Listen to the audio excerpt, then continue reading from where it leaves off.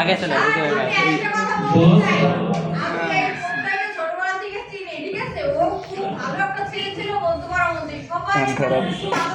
একদম ঠিক বলছেন, একদম ঠিক।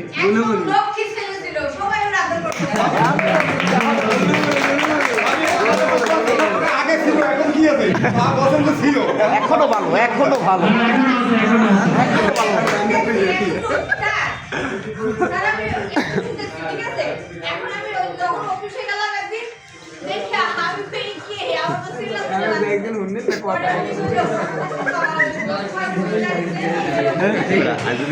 কিন্তু তারা ভালো বলে আমি শুনেছি আপনি তো ভালো বলে তার বিরুদ্ধে আমার অভিযোগ আছে বস কোন সময় অফিসে বের হইতে পারলে অফিস মাথায় করে গান গাইছে আজকে সে কত গান গাইতে